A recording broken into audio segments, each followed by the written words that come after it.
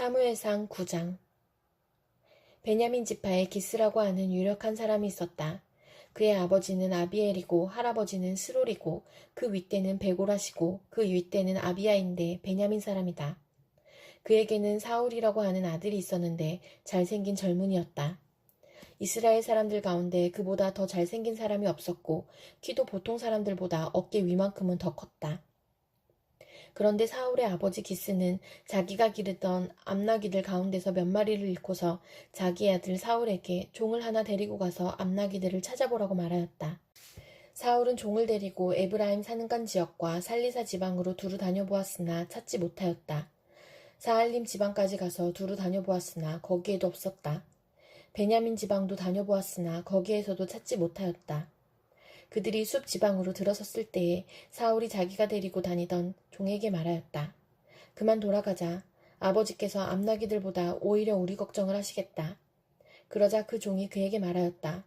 보십시오. 이 성읍에는 하나님의 사람이 한 분 계시는데 존경받는 분이십니다.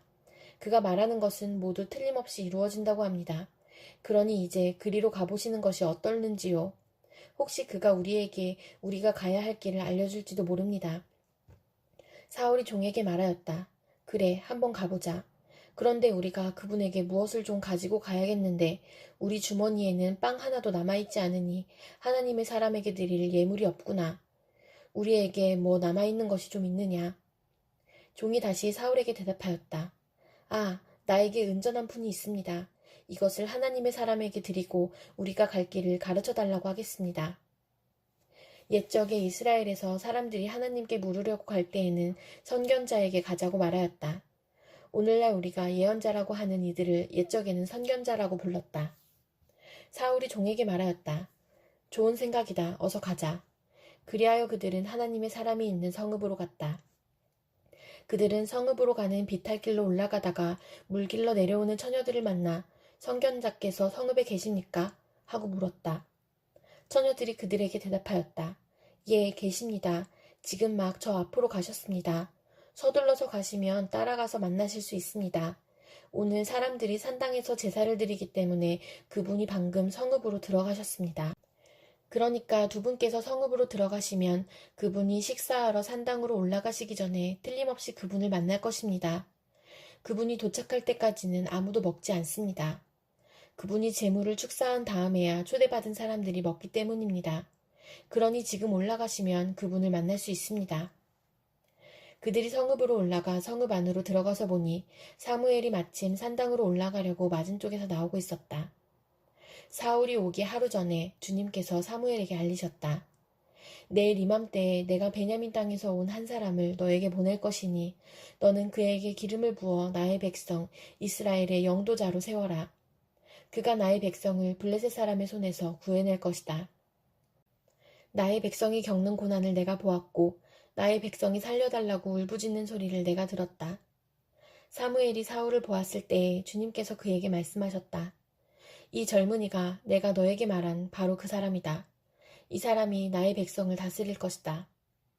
사울이 성문 안에 있는 사무엘에게 다가가서 말하였다. 선견자의 집이 어디에 있는지 알려주십시오. 사무엘이 사울에게 대답하였다. 바로 내가 그 선견자요. 앞장서서 산당으로 올라가시지요. 두 분은 오늘 나와 함께 저녁을 듭시다. 물어보시려는 것은 내일 아침에 다 말씀드리겠습니다. 그리고 나서 두 분을 보내드리겠습니다. 사흘 전에 잃어버린 암나귀들은 이미 찾았으니 그것은 걱정하지 마십시오. 지금 온 이스라엘 사람들의 기대가 누구에게 걸려있는지 아십니까? 바로 그대와 그대 아버지의 온 집안입니다. 사울이 대답하였다. 저는 이스라엘 지파들 가운데서도 가장 작은 베냐민 지파 사람이 아닙니까? 그리고 저의 가족은 베냐민 지파의 모든 가족 가운데서도 가장 보잘것없는데 어찌 저에게 그런 말씀을 하십니까?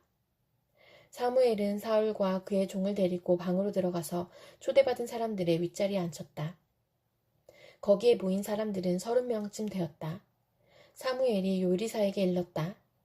내가 자네에게 잘 간수하라고 부탁하며 맡겨두었던 부분을 가져오게. 요리사가 넓적다리와 거기에 붙어있는 것을 가져다가 사울 앞에 놓으니 사무엘이 말하였다. 보십시오. 준비해두었던 것입니다. 앞에 놓고 드십시오. 내가 사람들을 초청할 때부터 지금 이렇게 드리려고 보관해 두었던 것입니다. 그래서 그날 사울은 사무엘과 함께 먹었다. 그들은 산당에서 내려와 성읍으로 들어갔다. 침실이 지붕에 준비되어 있었으므로 사무엘과 사울은 거기에서 누워서 잤다. 다음날 동틀 무렵에 사무엘이 지붕에서 사울을 깨웠다. 일어나십시오. 발에다 드리겠습니다. 사울이 일어나니 사무엘은 사울과 함께 바깥으로 나갔다.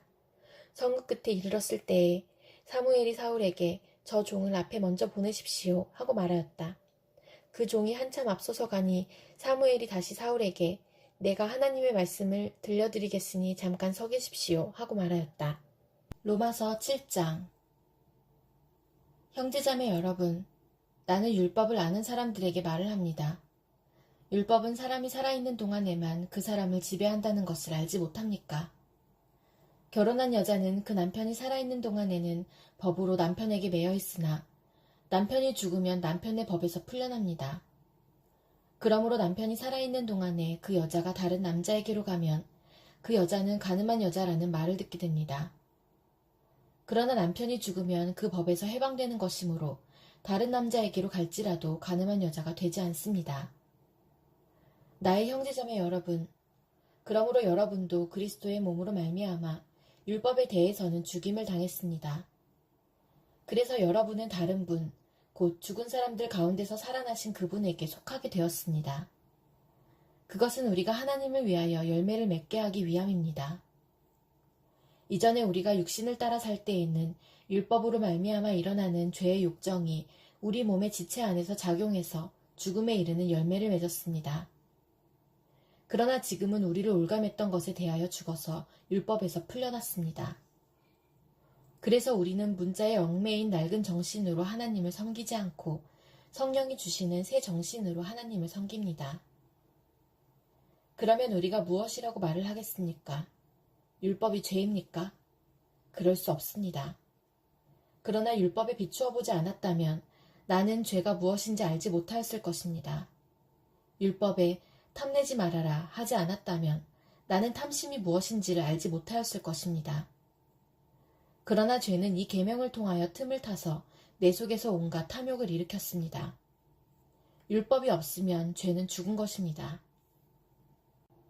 전에는 율법이 없어서 내가 살아있었는데 계명이 들어오니까 죄는 살아나고 나는 죽었습니다.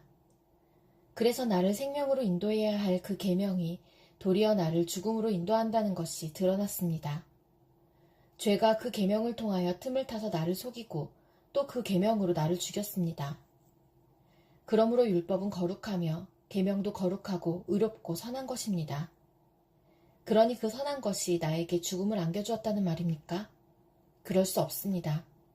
그러나 죄를 죄로 드러나게 하려고 죄가 그 선한 것을 방편으로 하여 나에게 죽음을 일으켰습니다.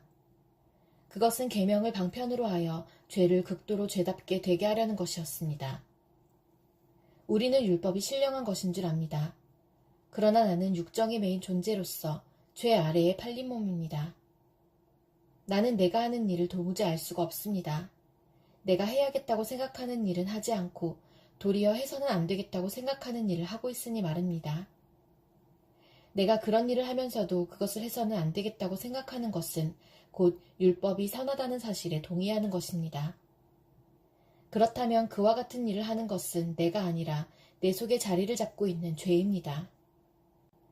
나는 내 속에, 곧 내 육신 속에 선한 것이 깃들여 있지 않다는 것을 압니다. 나는 선을 행하려는 의지는 있으나 그것을 실행하지는 않으니 말입니다. 나는 내가 원하는 선한 일은 하지 않고 도리어 원하지 않는 악한 일을 합니다. 내가 해서는 안 되는 것을 하면 그것을 하는 것은 내가 아니라 내 속에 자리를 잡고 있는 죄입니다. 여기에서 나는 법칙 하나를 발견하였습니다. 곧 나는 선을 행하려고 하는데 그러한 나에게 악이 붙어 있다는 것입니다. 나는 속사람으로는 하나님의 법을 즐거워하나 내 지체에는 다른 법이 있어서 내 마음의 법과 맞서서 싸우며 내 지체에 있는 죄의 법에 나를 포로로 만드는 것을 봅니다. 아, 나는 비참한 사람입니다. 누가 이 죽음의 몸에서 나를 건져주겠습니까? 우리 주 예수 그리스도를 통하여 나를 건져주신 하나님께 감사를 드립니다. 그러니 나 자신은 마음으로는 하나님의 법을 섬기고 육신으로는 죄의 법을 섬기고 있습니다. 예레미야 46장. 이것은 이방 민족들에게 전하라고 예언자 예레미야에게 하신 주님의 말씀이다. 이것은 이집트에게 한 말씀으로써 요시야의 아들 여호야김이 유다 왕이 되어 다스린 지 4년째가 되던 해에 유프라테스 강 근처의 갈그미스까지 원정을 갔다가 바빌로니아 왕 느부갓네살에게 격파된 이집트 왕 바로느고의 군대를 두고 하신 말씀이다. 이집트의 장교들이 외친다. 크고 작은 방패로 무장하고 싸움터로 나아가거라. 말에 안장을 얹고 올라타거라. 투구를 쓰고 대열을 정돈하여라. 창을 날카롭게 갈고 갑옷을 입어라. 주님께서 말씀하신다. 내가 보고 있는 것이 무엇이냐? 그들이 모두 놀라서 뒤로 도망하고 있구나. 그들의 용사들마저도 격파되어 겁에 질려서 뒤도 돌아보지 않고 정신없이 도망한다. 발이 빠른 사람도 달아나지 못하고 용사도 도망하지 못한다. 그들은 저 북녘 유프라테스 강가에서 비틀거리다가 쓰러져 죽는다. 나일 강물처럼 불어오르는 저것이 무엇이냐? 범람하는 강물처럼 불어오르는 저것이 무엇이냐? 이집트가 나일 강물처럼 불어올랐다. 범람하는 강물처럼 불어올랐다. 이집트는 외쳤다. 내가 강물처럼 불어올라서 온 땅을 덮고 여러 성읍과 그 주민을 멸망시키겠다. 말들아 달려라. 병거들아 돌격하여라. 용사들아 진격하여라. 에티오피아의 군대와 리비아의 군대도 방패를 들고 진격하여라. 리디아의 군대도 활을 당기며 진격하여라. 오늘은 만군의 주 하나님께서 원수들에게 복수하시는 날이다. 오늘은 주님께서 원수를 갚으시는 날이다. 주님의 칼이 그들을 삼켜서 배부를 것이며 그들의 피로 흠뻑 젖을 것이다. 오늘은 만군의 주 하나님께서 북녘 땅 유프라테스 강가로 오셔서 희생 제물을 잡으시는 날이다. 처녀딸 이집트야, 길르앗 산지로 올라가서 유향을 가져오너라. 내가 아무리 많은 약을 써보아도 너에게는 백약이 무효다. 너의 병은 나을 병이 아니다. 이제는 너의 수치스러운 소문이 세계 만민에게 퍼졌고 너의 용사들마저 서로 부딪혀 함께 쓰러져 죽었으므로 너의 울부짖는 소리가 온 땅에 가득하다. 주님께서 예언자 예레미야에게 바빌로니아 왕 느부갓네살이 이집트 땅을 치려고 올 것을 말씀하셨다. 너희는 믹돌에서 외치고 멤피스와 다바네스에서도 외쳐서 온 이집트에 알려라. 너희는 이렇게 전하여라. 너희는 어서 방어태세를 갖추어라. 사방에서 전쟁이 일어나서 너를 삼킬 것이다 하여라. 어찌하여 너의 힘센 황소가 거꾸러졌느냐. 주님께서 그를 메어치셨기 때문에 그가 서서 견딜 수가 없었다. 너희의 많은 군인들이 비틀거리고 쓰러져 죽으면서 서로 말하기를 어서 일어나서 우리 민족에게로 돌아가자. 이 무서운 전쟁을 피하여 우리의 고향 땅으로 돌아가자 하였다.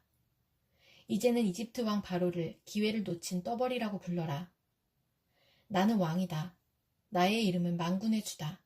나의 삶을 두고 맹세한다.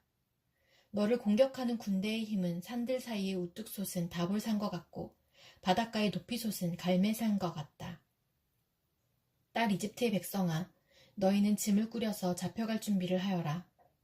멤피스는 황무지로 바뀌어서 아무도 살 수 없는 폐허가 될 것이다.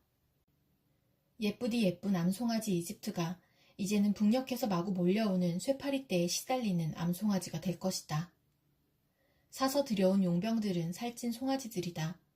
파멸의 날이 다가오고 징벌의 시각이 다가오면 그들마저도 버티지 못하고 돌아서서 다 함께 달아날 것이다. 적들이 군대를 거느리고 밀어닥치며 그들이 벌목하는 사람들처럼 도끼를 들고 이집트를 치러 들어오면 이집트는 소리를 내며 도망치는 뱀처럼 달아날 것이다. 나 주의 말이다. 그 숲이 들어설 수 없이 빽빽하다 하여도 그들의 수가 메뚜기 떼보다도 많고 헤아릴 수 없이 많으므로 그들이 그 숲의 나무들을 모두 잘라버릴 것이다. 딸 이집트의 백성이 수치를 당하고 북녘 백성의 손에 넘어갈 것이다. 나 만군의 주 이스라엘의 하나님이 말한다. 보아라, 내가 테에베의 신 아몬에게 벌을 내리고 바로와 이집트와 그 나라의 신들이나 왕들에게도 벌을 내리고 바로뿐만 아니라 그를 의지하는 사람들에게도 벌을 내리겠다. 내가 그들의 목숨을 노리는 바빌로니아 왕 느부갓네살과 그 부하들의 손에 그들을 넘겨주겠다. 그러나 그런 다음에도 그 땅에는 다시 예전처럼 사람이 살게 될 것이다. 나 주의 말이다. 나의 종 야곱아, 너는 두려워하지 말아라. 이스라엘아, 너는 무서워하지 말아라. 내가 너를 먼 곳에서 구원하여 데려오고 포로로 잡혀간 땅에서 너의 자손을 구원할 것이니 야곱이 고향으로 돌아와서 평안하고 안정되게 살 것이며 아무런 위협도 받지 않고 살 것이다. 나 주의 말이다. 나의 종 야곱아, 너는 두려워하지 말아라. 내가 너와 함께 있다. 내가 너를 쫓아 여러 나라로 흩어버렸지만 이제는 내가 그 모든 나라를 멸망시키겠다. 그러나 너만은 내가 멸망시키지 않고 법에 따라서 징계하겠다. 나는 절대로 내가 벌을 면하게 하지는 않겠다. 시편 22편. 나의 하나님, 나의 하나님, 어찌하여 나를 버리십니까? 어찌하여 그리 멀리 계셔서 살려달라고 울부짖는 나의 간구를 듣지 아니하십니까? 나의 하나님, 온종일 불러도 대답하지 않으시고 밤새도록 부르짖어도 모르는 채 하십니다. 그러나 주님은 거룩하신 분, 이스라엘의 찬양을 받으실 분이십니다. 우리 조상이 주님을 믿었습니다. 그들은 믿었고 주님께서는 그들을 구해주셨습니다. 주님께 부르짖었으므로 그들은 구원을 받았습니다. 주님을 믿었으므로 그들은 수치를 당하지 않았습니다. 그러나 나는 사람도 아닌 벌레요, 사람들의 비방거리, 백성의 모욕거리일 뿐입니다. 나를 보는 사람은 누구나 나를 빗대어서 조롱하며 입술을 비죽거리고 머리를 흔들면서 얄밉게 빈정댑니다. 그가 주님께 그토록 의지하였다면 주님이 그를 구하여 주시겠지. 그의 주님이 그토록 그를 사랑하신다니 주님이 그를 건져주시겠지 합니다. 그러나 주님은 나를 모태에서 이끌어내신 분, 어머니의 젖을 빨 때부터 주님을 의지하게 하신 분이십니다. 나는 태어날 때부터 주님께 맡긴 몸, 모태로부터 주님만이 나의 하나님이었습니다. 나를 멀리하지 말아 주십시오. 재난이 가까이 닥쳐왔으나 나를 도와줄 사람이 없습니다. 황소떼가 나를 둘러쌌습니다. 바산의 힘센 소들이 이 몸을 에워쌌습니다. 으르렁대며 찢어발기는 사자처럼 입을 벌리고 나에게 달려듭니다. 나는 쏟아진 물처럼 기운이 빠져버렸고 뼈마디가 모두 어그러졌습니다. 나의 마음이 촛물처럼 녹아내려 절망에 빠졌습니다. 나의 입은 옹기처럼 말라버렸고 나의 혀는 입천장에 붙어 있으니 주님께서 나를 완전히 매장되도록 내버려 두셨기 때문입니다. 개들이 나를 둘러싸고 악한 일을 저지르는 무리가 나를 에워싸고 내 손과 발을 묶었습니다. 뼈마디 하나하나가 다 셀 수 있을 만큼 앙상하게 드러났으며 원수들도 나를 보고 즐거워합니다. 나의 겉옷을 원수들이 나누어 가지고 나의 속옷도 제비를 뽑아서 나누어 가집니다. 그러나 나의 주님, 멀리하지 말아 주십시오. 나의 힘이신 주님, 어서 빨리 나를 도와주십시오. 내 생명을 원수의 칼에서 건져 주십시오. 하나뿐인 나의 목숨을 개의 입에서 빼내어 주십시오. 사자의 입에서 나를 구하여 주십시오. 들소의 뿔에서 나를 구하여 주십시오. 주님께서 나의 기도를 들어주셨습니다. 주님의 이름을 나의 백성에게 전하고 예배드리는 회중 한가운데서 주님을 찬양하렵니다. 주님을 경외하는 사람들아, 너희는 그를 찬양하여라. 야곱 자손아, 그에게 영광을 돌려라. 이스라엘 자손아, 그를 경외하여라. 그는 고통받는 사람의 아픔을 가볍게 여기지 않으신다. 그들을 외면하지도 않으신다. 부르짖는 사람에게는 언제나 응답하여 주신다. 주님께서 하신 이 모든 일을 회중이 다 모인 자리에서 찬양하겠습니다. 내가 서원한 희생제물을 주님을 경외하는 사람들 앞에서 바치겠습니다. 가난한 사람들도 여러분들의 마음이 늘 유쾌하길 빕니다 하면서 축배를 들고 배불리 먹을 수 있을 것이다. 주님을 찾는 사람은 누구나 주님을 찬양할 것이다. 땅끝에 사는 사람들도 생각을 돌이켜 주님께로 돌아올 것이며 이 세상 모든 민족이 주님을 경배할 것이다. 주권은 주님께 있으며 주님은 만국을 다스리는 분이시다. 땅속에서 잠자는 자가 어떻게 주님을 경배하겠는가? 무덤으로 내려가는 자가 어떻게 주님 앞에 무릎 꿇겠는가? 그러나 나는 주님의 능력으로 살겠다. 내 자손이 주님을 섬기고 후세의 자손도 주님이 누구신지 들어 알고 아직 태어나지 않은 세대도 주님께서 하실 일을 말하면서 주님께서 그의 백성을 구원하셨다 하고 선포할 것이다.